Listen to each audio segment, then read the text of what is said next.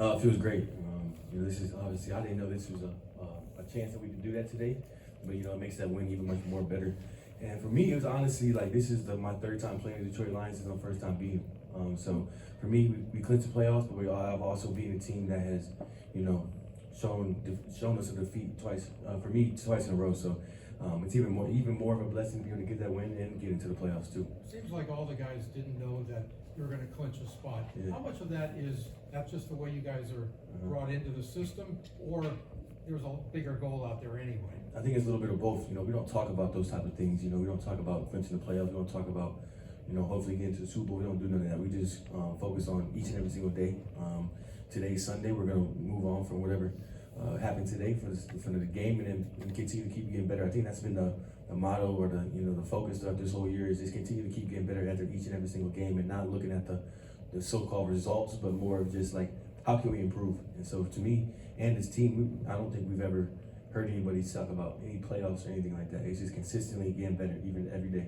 Kyren, can you talk about the progress that you're making with Blake Corum as a tandem? Oh yeah, I think that's going to be something in the near future that's going to really take the league by storm, and we're doing it now in a way that is leading us up for this postseason. So I think it's really great how Blake and I are able to get those carries and feed off each other, and just show the difference. The defense, two different things, and it allows us to stay fresh throughout the whole game and create more explosives throughout the first quarter into the fourth quarter. So being able to be with Blake and do the things that we do is amazing. It's a blessing, and we're going to continue to keep getting better. And how much do you think of saving your body for the long haul as well by doing that? Obviously that is, I guess, the main focus of doing something like that. But for me, it's more of being able to see, a superstar like Blake to succeed. He's done what he's done his whole life, and you being able to get to the league and he's still doing those type of things, to me, it's amazing. And I'm super happy for the things that he's doing, because he's showing the world what we already know. And it's also saving us too. So for me, it's just a blessing all around. What kind of Sean said there with the 2 fourth down decisions on that second drive, and then going for points there at the end of the second quarter? Those are like confidence builders. Like those, I think as a coach, like you go out there and you instill that confidence in your guys. I don't know, what was the fourth down? Was it 4th and 10, 4th and 12? Fourth and 8, exactly. Like those are situations we're punting the ball, or most teams are punting the ball. I don't even say we. Most teams are punting the ball, but we're different. I think Coach McVay has shown that throughout the season, and even in practice, we get in those situations of where run that rep back again. We didn't get it right the first time. Let's do it again. Let's get this stuff right. And so, to me, that's just all about execution, confidence, and him just trusting in his players. When you guys go for one of those fourth downs and Puka's coming up with a catch in traffic, just what is the feeling as an offense? What kind of lift do you get out of watching? Can't stop us. You can't stop us. You know where the ball's going. You still can't stop us. Like for me, that's just it's so cool seeing being out there on the field, and with great guys like Puka and Devontae and all the tight ends and the offensive linemen, and it's fourth down. They think that they got us, and then we get the first down. So to me, that feeling is like ha, you can't stop us. We're gonna keep doing what we're doing. But I think that just also goes to the execution of the guys. Being able to keep Matthew up, Puka being able to run a great route, and Matthew being able to deliver a great ball. So all around team sport. But those right there are confidence builders. How Earlier scary this is week, it? I got to talk to Ronnie, and he mentioned how the running back room really encourages and helps each other throughout the week. Can you speak to how you guys, as just the running backs, help yourself get to where you do on the field today? I think that starts from, I know that starts with Coach G. He's the type of coach that we're a family. This running back room is a family, and we do things together. We eat breakfast together, we go to walkthroughs together, we do a lot of things together, we're always hanging out. And that just speaks about the camaraderie of this team. I think a lot of people in this league or in this team, you don't experience those type of things, but on this team it's different. We don't just hang out as position groups, we also hang out as a whole team and stuff like that. So I think our running back room creates a bond that allows the team to be able to see man, we're all family. And so shout out to Coach G and the guys in the running back room to make it fun. How scary is it to lose Devontae the way you did, and then Puka has to leave not too much later, and short week too? Yeah. I mean, it's got to be like, wow, what's going on here?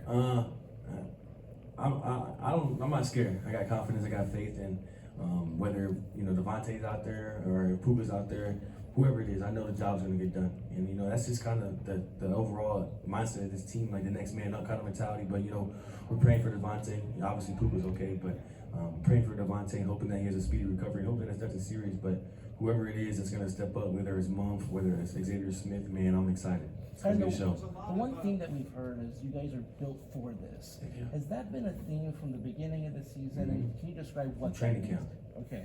From training camp, I think that's might have been the first thing Coach McVay told us we're built for, whatever that is. Whatever it is, adversity, the good, the bad, the ugly, the indifferent, we're built for it. You know, Coach McVay always says that the enemy has a say so, and I think that allows us to know that we're built for it because they're gonna punch us in the mouth. You know, this is a hard fought game, but we continue to keep punching it. We continue to keep just being who we are, believing in ourselves, and we're built for it. And that's really a model that we all stand on. Kai, you were talking about just the running back room and how close-knit you guys are. How do you see the styles? Yeah. You all have a very individualized style. How do you see all that coming together to complement one another? I think it comes to fruition on each play, depending on what play it is. You know, I think duos, those are the downhill runs. You got to be patient. You got to be able to have great vision, great burst, and you know, being able to hit those holes when they're there. And then the outside zone and mid zone. So what we do, I just honestly think we all kind of do something similar, but in a different way. For me, I know my whole focus is, you know, being able to be efficient. You know, stay ahead of the chains, be able to fall forward, and you know, get those positive yards, get us ahead of the chains, so that when, you know, Coach McVay goes back to the play call, he sees a 2nd and 4 instead of a 2nd and 8 or something like that. So for me, I think that plays off into, you know, what Blake does. Blake is also a great efficient back, but he also has that ability and that juice to be able to make you miss and turn the corner. And so I honestly think that we, like I said earlier, we just feed off each other. I don't think there's one specific thing that we both do. It's just we're just out there hooping. I'm going to piggyback off that. Gibbs and Montgomery are this two-headed monster everyone in the league talks about, and your defense schemed for them, you know, in the first half today. But you and Blake quietly under the radar have been, you know, your own two-headed monster statistically the last few weeks. So why should opponents, you know, not take you and Blake for granted? They can do what they want to do. Because Blake and I, honestly, we know what it's about, and we know what we're going to do. Like I said, we are two competitive running backs who got juice to go make things happen. And whether you want to call us you know, the number one duo or whatever we land at, you know, we have that belief and confidence that we are the best running back duo in the league. And like I told you earlier, it's going to be shown in the near future. And so as long as we keep working and keep doing what we're doing, everybody will see. Appreciate you guys. Thanks, guys.